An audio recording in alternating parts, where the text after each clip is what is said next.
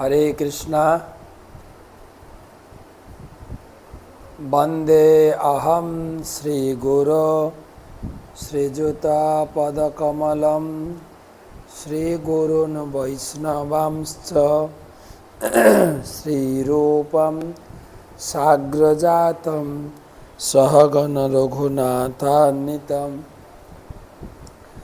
तं सजीवं साद्वैतं सावधूतं परिजन सहितं कृष्ण चैतन्य देवं श्री राधा कृष्ण पादन सहगण ललिता श्री विशाखान्वितांश्च नमो ओं विष्णुपादाय कृष्ण प्रेष्ठाय भूतले श्रीमते भक्ति वेदांत स्वामिनिति नामिने नमस्ते सारस्वती देवे गौरवाणी प्रचारिणे निर्विशेष शून्यवादी पाश्चात्य देशतारिणे आजनुलंबित भुजौ कनकावदातौ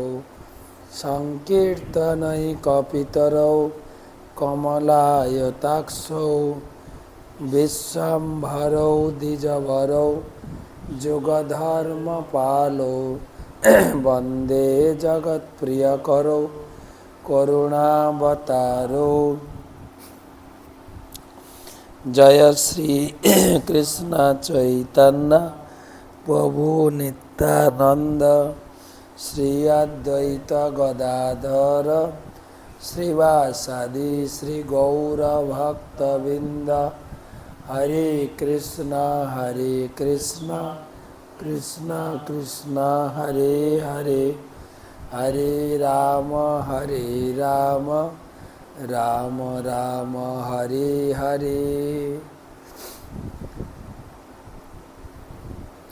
ओं नमो भगवते वासुदेवाय ओं नमो भगवते वासुदेवाय ओं नमो भगवते वासुदेवाय नारायणं नमस्कृत्य नरं चैव नरोत्तमं देवीं सरस्वतीं व्यासं ततो जयमुदीरये तमादिदेवं करुणानिधानं तमालवर्णं सुहितावतारम् अपार संसार समुद्रसेतुं भजामहे भागवत स्वरूपम। ग्रंथराज श्रीमद् भागवत महापुराण षष्ठ स्कंध दशम अध्यायेर पंचदश श्लोक थेके आलोचना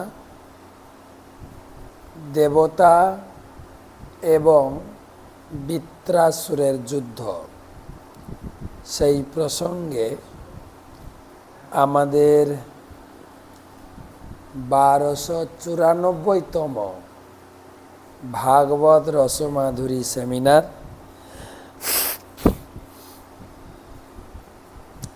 सकलके सुस्वागतम जानाई। गतकालकेर टक शो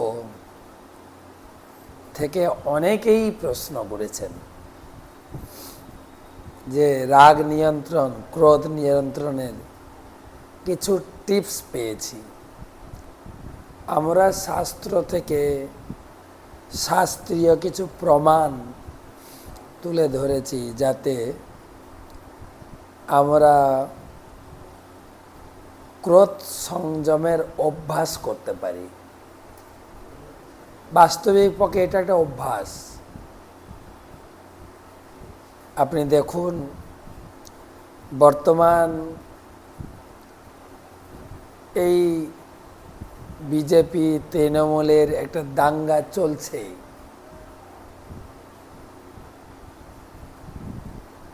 মানুষকে উস্কে দেওয়া, মানুষের উপরে জুলুম অত্যাচার, তার একটা পাল্টা প্রতিবাদ, জুলুম এবং জনরোষ স্বীকার করতেই হয়।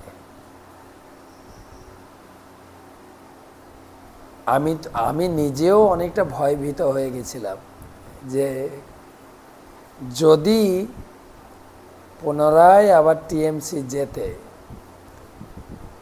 আমাদের উপরে এক প্রকার বড় আঘাতই আসত, আমরা অনেকটা সুরক্ষিত। তো আমরা বুঝাতে চাইছি যে ক্রোধের পরিণামটা যদি জানতে পারি, ক্রোধের পরিণাম বা আক্রোশের পরিণাম, এটা থেকে আমাদেরকে বেরিয়ে আসতে হবে। ফোঁস, আমি একটা উদাহরণ দিয়েছিলাম যে সেই অজগর সাপকে দীক্ষা দিয়েছিলেন নারদ মুনি। অজগরের উপরে প্রচুর পরিমাণে বাচ্চারা অত্যাচার করত, লেজ ধরে টানতো, ঘুরাতো। কেননা নারদ মুনি তাকে বলেছিলেন তুমি হিংসা ত্যাগ করো। কিন্তু নারদ মুনি বলেছিলেন পরবর্তীকালে এসে হিংসা ত্যাগ করবে, কিন্তু মাঝে মাঝে একটু ফোঁস দিও, ফোঁস। সেরকম কিছু কিছু ক্ষেত্রে এত কার্যকরী, একটু জোর গলায় কিছু বলে দেওয়া, না আপনার এরকম বলা উচিত না, কিন্তু সঙ্গে সঙ্গে ক্রোধটাকে যতদূর সম্ভব ভগবানকে স্মরণ করে মাথা থেকে যেন ভুলে যায়। ভগবান গীতায় বলেছেন যে বেদে সর্বস্ব চাহম হৃদি সন্নিবেষ্ট স্মত্ত স্মৃতি জ্ঞানম অপনম চ। ভগবান আমাদের জ্ঞান দেন, ভগবান আমাদের ভুলিয়ে দেন। যে সমস্ত জীবনের বা ভক্তি জীবনে, পারিবারিক জীবনে, সাধারণ জীবনে যেই জিনিসগুলো মনে রাখলে আমাদের ক্ষতিই হয়, সেগুলো ভুলে গেলেই হয়। আরেকটা অনেক সময় ক্রোধটা এসে যায় অভিমান, অহংকার থেকে। শাস্ত্রের উপরে বুঝতে হবে যে আমাদের অহংকার করার কিছুই নাই। কি আছে? জাগতিক দিক থেকে বলুন আর পারমার্থিক দিক থেকে বলুন। জাগতিক দিক থেকে তো বোঝা যাচ্ছে এই চাকরি আছে, এই নেই, এই ঘর আছে, এই ঘর নেই, এই পদ পজিশন ছিল, নেই। এখন যারা পদে আছে তাদেরকে অনুভব করতে হবে যে আমারও পদ চলে গেলে আমাকে এইরকম হেনস্থা করবে। সুতরাং আমার চাল চলন, গতিবিধি, কথাবার্তা, কাজকর্ম সব কিছুতে একটু সতর্কতা অবলম্বন করতে হবে। ইট মারলে পাটকেল কিট খেতে হয়।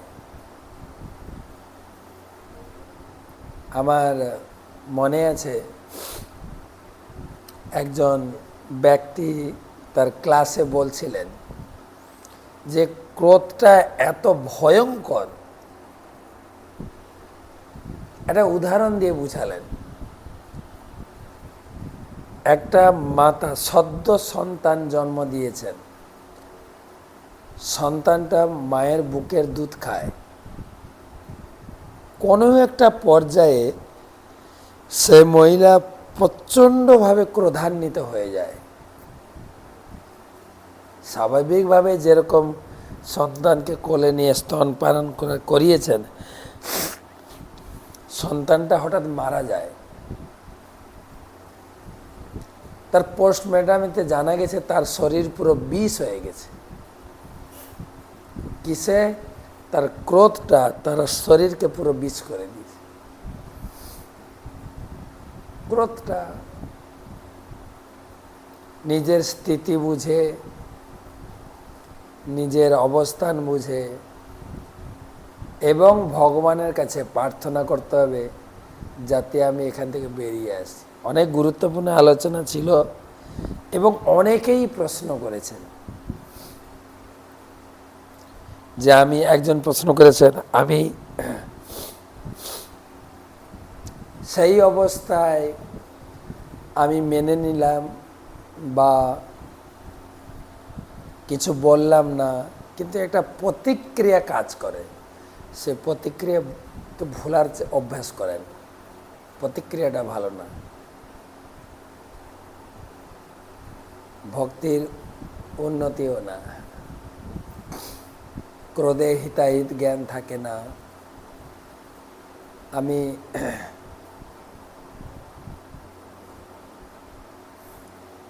যখন আশ্রমে আসার আগে ঘরে দেখতাম আমাদের পাড়ায় এই মদ টদ খেয়ে আসতেন, এসে ঘরে ছেলে মেয়ে স্ত্রীকে পিটানো, তারপরে ঘরের বাসন কোসন হাঁড়ি কড়াই একদম ছুঁড়ে দিতেন জল পুকুরে।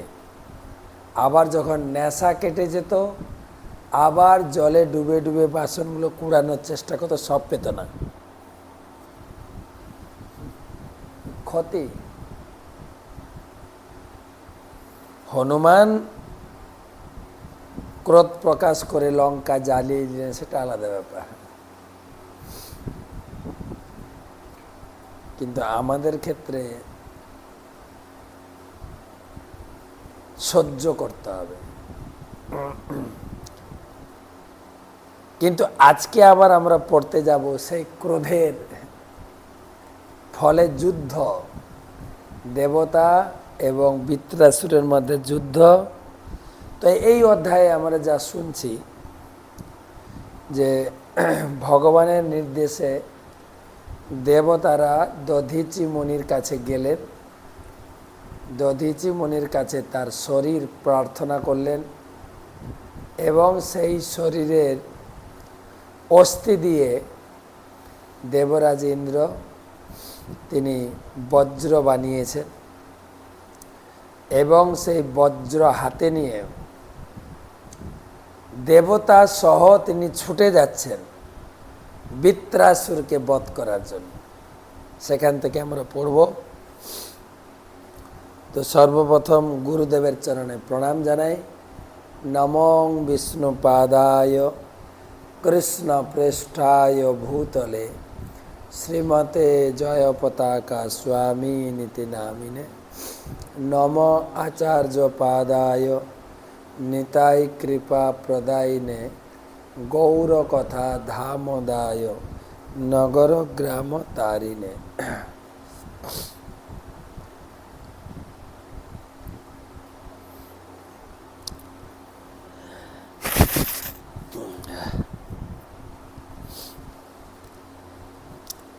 পনেরো শ্লোক থেকে আজকে। বিত্রম ভদ্র বৎসক্রম সুরানিক যুথপয়ী পর্যস্তমোজসা রাজন ক্ষুব্ধ রুদ্র ইবান্তকম। বিত্রম ভদ্র বৎসক্রম অসুরাণিক যুথপয়ী পর্যস্তমোজসা রাজন ক্ষুব্ধ রুদ্র এবান্তকম। হে মহারাজ পরীক্ষিত, সুখদেব গোস্বামী বলছেন, রুদ্র যেমন অন্তকের প্রতি যমরাজের প্রতি অত্যন্ত ক্ষুব্ধ হয়ে তাকে সংহার করার জন্য তার প্রতি ধাবিত হয়েছিলেন, তেমনি ইন্দ্র অত্যন্ত ক্ষুব্ধ হয়ে অসুর সেনাপতি পরিব্রেত বৃত্রাসুরের দিকে প্রবল বেগে ধাবিত হয়েছিলেন। আমি এই কাহিনী অবশ্য জানি না যে অন্তকের প্রতি শিব কিভাবে ছুটে গেছিলেন, তবে পুরীতে একটা কাহিনী শোনা যায়। পুরীতে মার্কণ্ডেশ্বর শিব আছেন।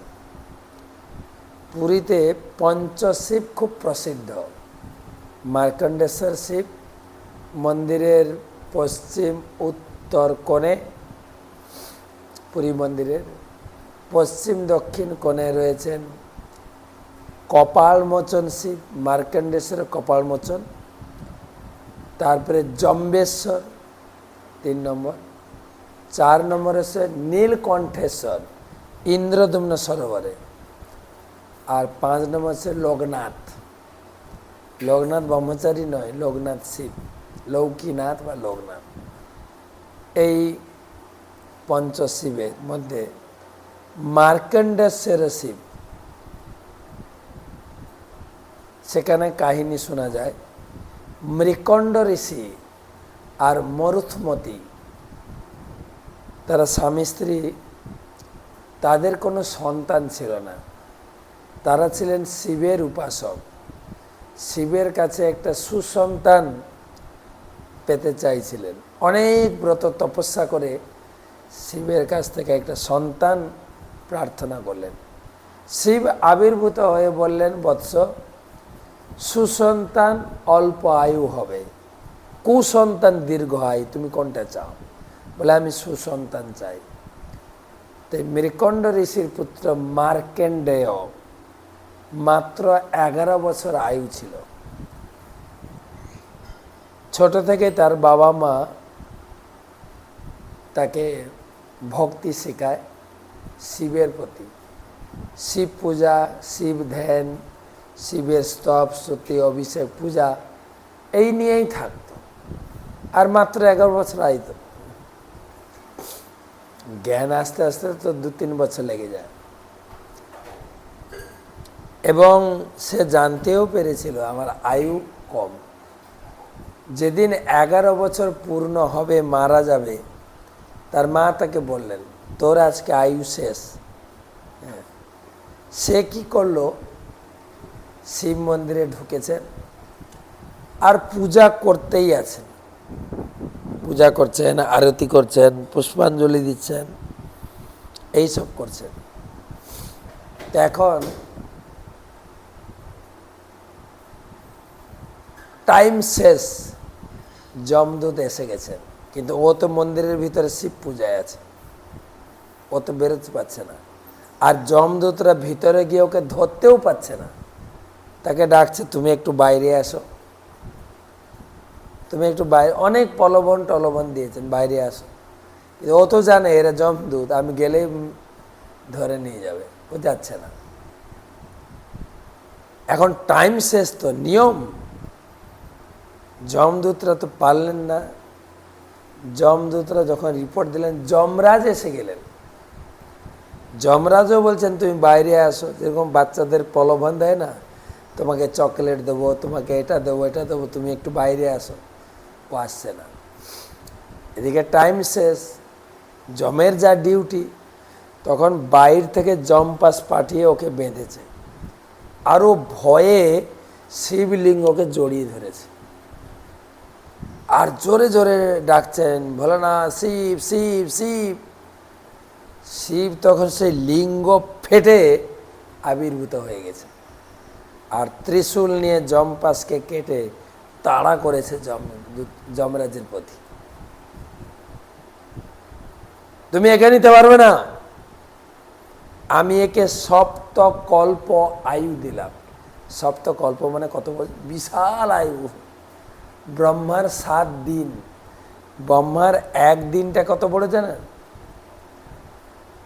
এই চতুর্যুগ না, এ কলিযুগ 4,32,000 বছর, দিব্য যুগ। তারপরে এর ডবল হচ্ছে দাপর যুগ, 3 গুণ হচ্ছে ত্রেতা যুগ, 4 গুণ হচ্ছে সত্যযুগ। 4টাকে একসঙ্গে যোগ করবেন, দিয়ে 1000 দিয়ে গুণ করবেন, সেটা হবে ব্রহ্মার 12 ঘন্টা। আর ততটাই রাত্রি, সেই রকম 7 দিন, বিশাল আয়। তো এইটাই মনে পড়লো, সেই মার্কণ্ড ঋষিকে শিব 7 কল্প আয়ু দিয়েছিলেন এবং যমরাজকে ধাওয়া করেছিলেন। এটাই মনে হয় যমরাজের প্রতি, মনে হয় এটাই।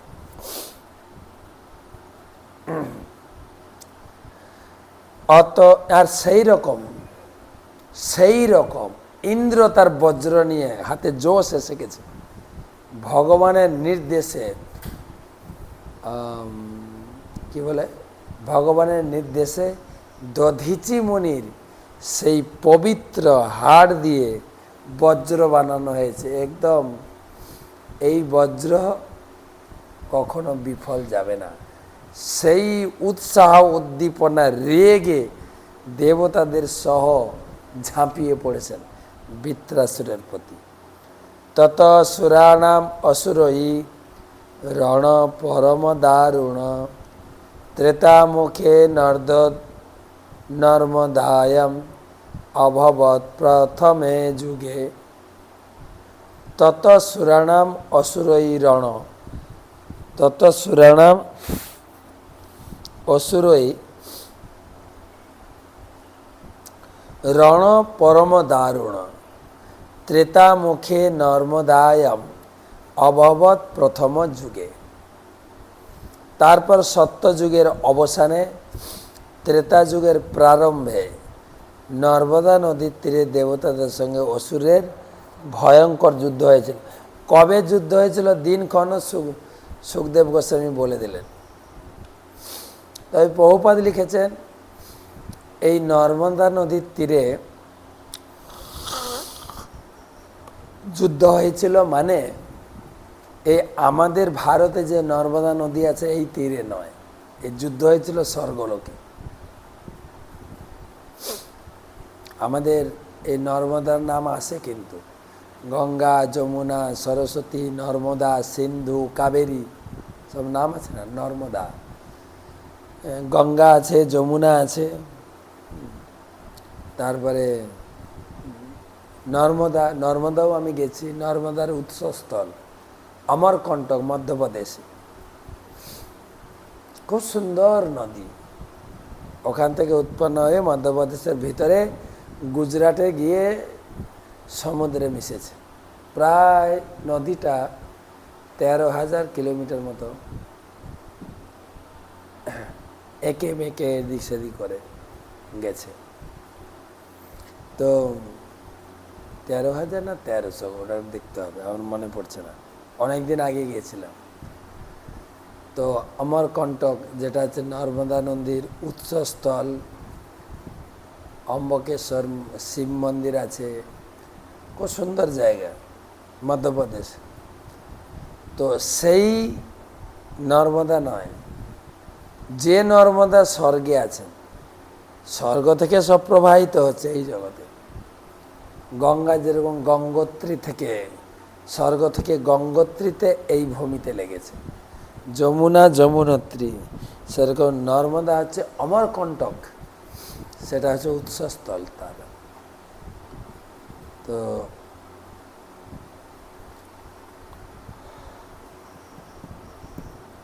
প্রভুপাদ আরেকটা সমাধান দিয়েছেন যে ব্রহ্মার একদিনে 14 মনুর আবির্ভাব হয়, 14 মনু। এক একটা মনুর আয়ুষ্কাল 71 চতুর্যুগ। তো চতুর্যুগ মানে 4টা যুগ মিলে। কিন্তু আমাদের এখন বৈবস্বত মন্বন্তর চলছে। বৈবস্বত মন্বন্তর, আমরা অষ্টাবিংশতি চতুর্যুগে রয়েছি। অষ্টাবিংশতি চতুর্যুগে দাপরে শেষে কৃষ্ণ এসেছিলেন, আর কলিতে চৈতন্য মহাপ্রভু এসেছেন। আর এই যুদ্ধটা হয়েছিল প্রথম চতুর্যুগে। প্রভুপাদ লিখেছেন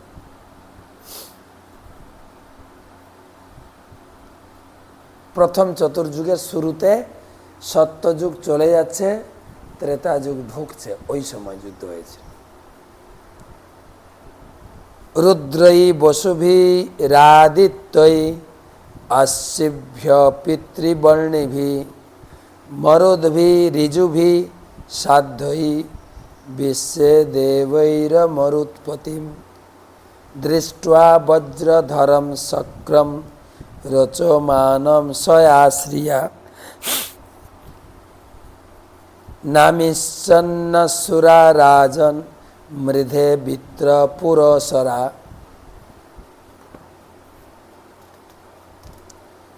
রুদ্রৈ বসুভিরাদিত্যৈ আসেভ্যম পিতৃবন্যিভি মরুদ্ভি ঋভুভি সাধ্যৈ বিশ্বৈ দেবৈর মরুৎপতিম। নামৃচ্ছন্ন সুরা রাজন মৃধে বিত্র পুরসরা।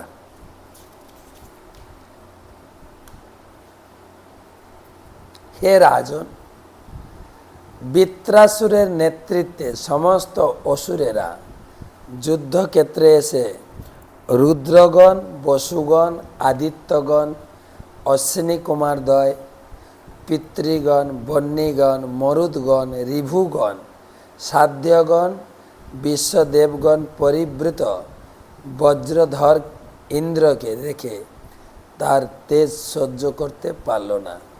দেবতারাই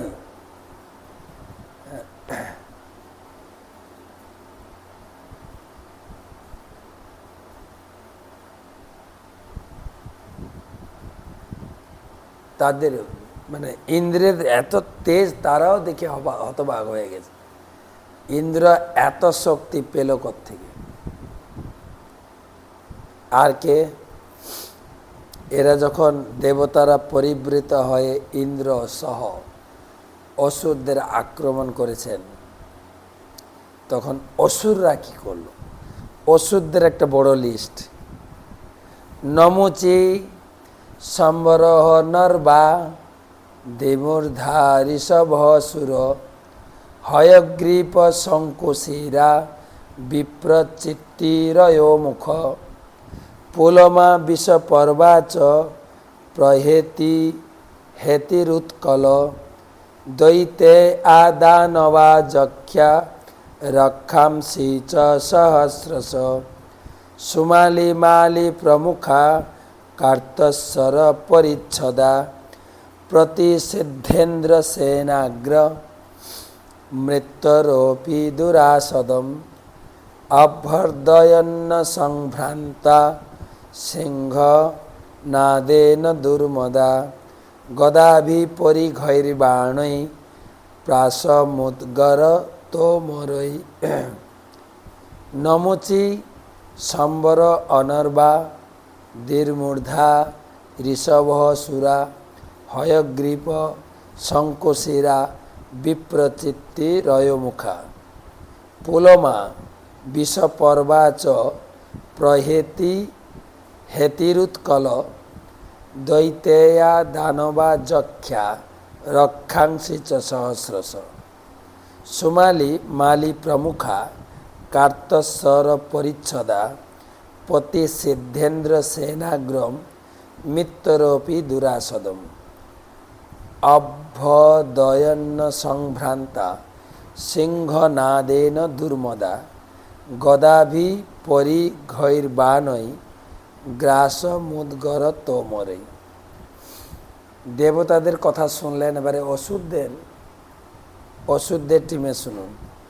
স্বর্ণ পরিচ্ছদে ভূষিত নমুচি সম্বর অনর্বা দীর্মূর্ধা ঋষভ অসুর হয়গ্রীব শঙ্কুশিরা বিপ্রচিত্তি অয়মুখ পুলমা বিষপর্বা প্রহেতি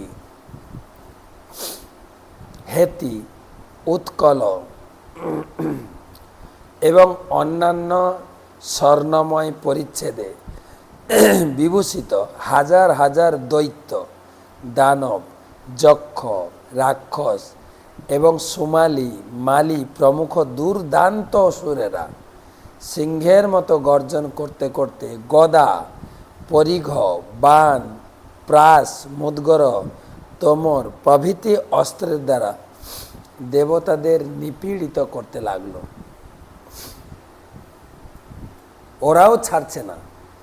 এরা দেবতারা যেরকম ইন্দ্র দেবতা পরিবৃত হয়ে গিয়েছে, ওরাও বৃত্রাসুরের সঙ্গে পুরো টিম লেগেছে। তারা কি করছে? তারা গদা, পরিঘ, বাণ, প্রাস, মুদ্গর, তোমর অস্ত্র বৃষ্টি করতে লাগলো। শূলই, পরশধৈ, খড়গই, শতঘ্নি, বিভূষুণ্ডিভি, সর্বতঃ বাকিরান সত্রৈ রসত্রৈশ্চ বিবুধর্ষভান। শূলই, পরিষদৈ, খড়গৈ, শতঘ্নিভি, ভূষণ্ডিভি, সর্বতঃ বাকিরান শস্ত্রৈ রস্ত্রৈশ্চ বিবুধর্ষভান।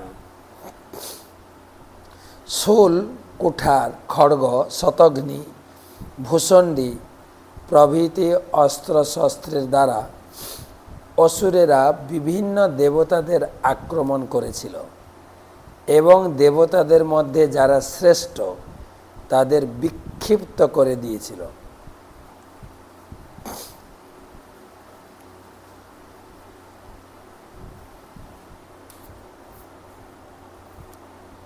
বিভিন্ন অস্ত্র, শূলটা বুঝলাম, কুঠার, খড়গ, শতঘ্নি, ভূষণ্ডী জানি না,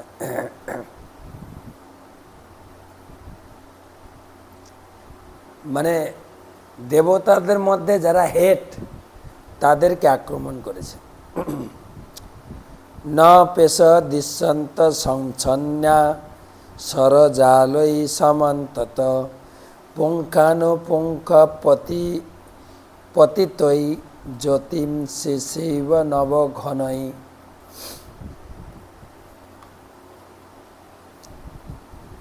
আকাশে ঘন মেঘের দ্বারা আচ্ছাদিত তারকারাজি যেমন দেখা যায় না, তেমনি চতুর্দিকে একের পর এক বিক্ষিপ্ত নিক্ষিপ্ত স্বরের জালে সম্পূর্ণরূপে আচ্ছাদিত হওয়ার ফলে দেবতাদের দেখা যাচ্ছিল না। মানে এত পরিমাণে অস্ত্র বৃষ্টি করছেন।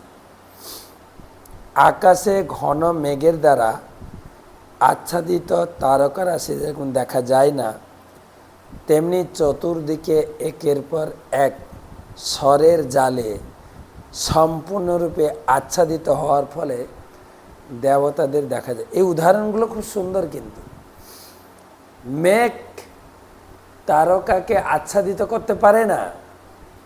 তারকা অনেক জ্যোতির্ময়, মেঘ কেবল আমার চোখকে আচ্ছাদিত করতে পারে, আমি যেন তারকা না দেখতে পাই।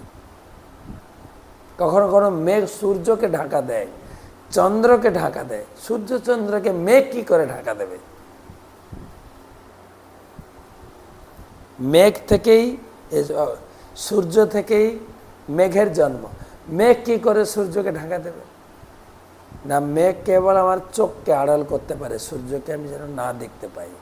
ঠিক সেরকম এখানে দেবতাদের কিচ্ছুই হবে না, তারা তো তারকার মতো উজ্জ্বল। এরা যেভাবে আক্রমণ করেছে, এত অস্ত্র বৃষ্টি করেছে, দেবতাদেরকে সুখদেব গোস্বামী উদাহরণ দিয়েছে, ওরা তো তারকা, ওদের কিচ্ছুই বিগড়াবে না। মেঘ কোথায় আর তারকা কোথায়? কিচ্ছুই হবে না। তে শস্ত্রাস্তব সৌঘা হাসেদু সুর সৈনিকান ছিন্ন্যা সিদ্ধ পথে দেবৈ লঘু হস্তৈ সহস্রধা। নতে শস্ত্রাস্তব সৌঘা হাসেদু সুর সৈনিকান ছিন্না সিদ্ধ পথে দেবৈ লঘু হস্তই সহস্রধা। দেব সৈন্যদের সংহার করার উদ্দেশ্যে অসুরদের সেই সমস্ত অস্ত্রশস্ত্র দেবতাদের অঙ্গ স্পর্শ করতে পারেনি। কোথায় তারকার, কোথায় মেঘ? উদাহরণ দিয়েছেন আগের শ্লোকে, তাই এখানে বলছেন কারণ আকাশমার্গে দেবতারা ক্ষিপ্ত হস্তে আকাশমার্গেই সেই সমস্ত অস্ত্রশস্ত্র খণ্ড বিখণ্ড করে দিয়েছে, একটাও অস্ত্র দেবতাদেরকে স্পর্শ করেনি। অথ ক্ষীণাস্ত্র শস্ত্রৌঘা গিরি সিংহ দ্রুম পলৈ অভ্যবর্ষণ সুরবলম ছিদ্দি দুস্তাংশ্চ পূর্ববৎ অথ ক্ষীণাস্ত শস্ত্রৌঘা গিরি শৃঙ্গ দ্রুম পলৈ অভ্যবর্ষণ সুরবলম ছিদ্দি দুস্তাংশ পূর্ববৎ। অসুরদের মন্ত্র অস্ত্রশস্ত্র ক্ষয়প্রাপ্ত হওয়ায় তারা পর্বত সিংহ বৃক্ষ এবং পাথর দেব সৈন্যদের উপর বর্ষণ করতে লাগলো। কিন্তু দেবতারা এতই শক্তিশালী ও দক্ষ ছিলেন যে তারা সেগুলি আকাশ মার্গেই পূর্বের মতোই খণ্ড খণ্ড করেছিল।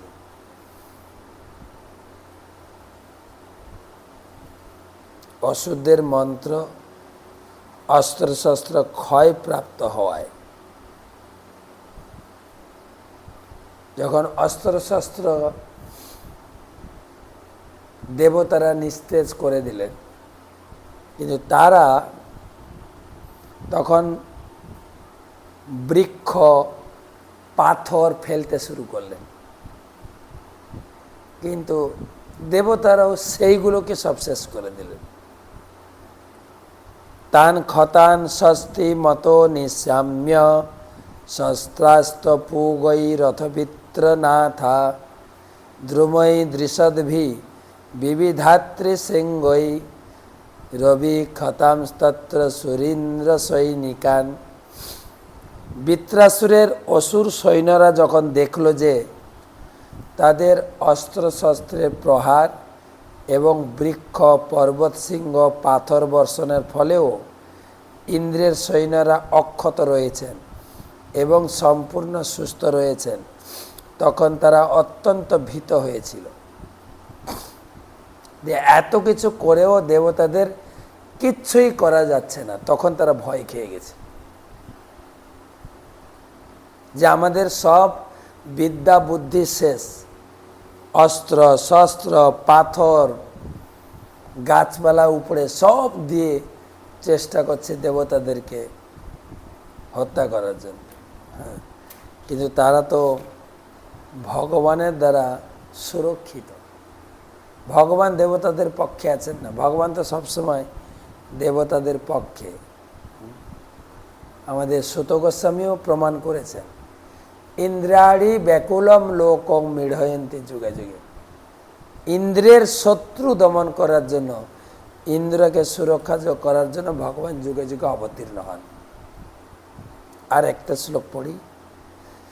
সর্বে প্রয়াসা অভবন বিমোঘা কৃতা কৃতা দেব গণেশু দৈত্যৈ কৃষ্ণানুকূলেষু যথা মহৎসু ক্ষুদ্রৈ প্রযুক্তা উশতিরাখ্য বাচঃ। সর্বে প্রয়াসা অভবন বিমোঘা কৃত্যা কৃতা দেব গণেশু দৈত্যৈ কৃষ্ণানুকূলেষু যথা মহৎসু ক্ষুদ্রৈ প্রযুক্তা উশতিরুক্ষ বাচঃ।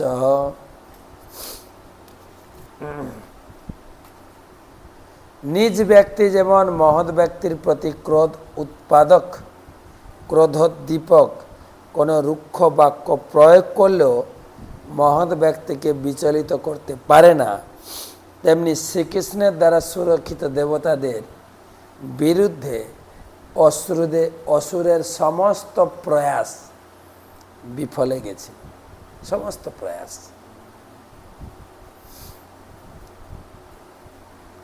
রাখে হরি মারেকে। প্রভুপাদ এখানে লিখেছেন ছোট্ট তাৎপর্য। একটি প্রবাদ আছে যে শকুনের সাপে গরু মরে না।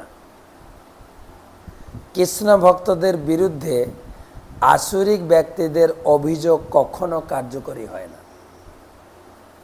দেবতারা ভগবান শ্রীকৃষ্ণের ভক্ত এবং তাই তাদের প্রতি অসুরদের অভিশাপ নিষ্ফল হয়েছে। হ্যাঁ, শকুনের অভিশাপে গরু মরে না। আমাদের ভিতরে কখন কেউ যখন কিছু কথা প্রয়োগ করে তখন হেসে বলে, হ্যাঁ, শকুনের অভিশাপে গরু মরে, তোমার এই কথার কি দাম আছে? তাই ভগবান শ্রীকৃষ্ণের দ্বারা সুরক্ষিত, দেবতাদের কিচ্ছুই করতে পারল না অসুররা। ভগবান গীতায় লিখেছেন, কন্তেয় পতি জানেহি নমে ভক্তা প্রণশ্যতি, আমার ভক্তের কিঞ্চিত মাত্র ক্ষতি কেউ করতে পারবে না, আর যে করেও তাকে আমি ছাড়বো না। যেরকম পঞ্চপাণ্ডবদের অনেক কিছু করতে চেয়েছিল দুর্যোধন, ভগবান ছাড়েননি, বদলা নিয়ে ছেড়েছেন, বদলা নিয়েছে।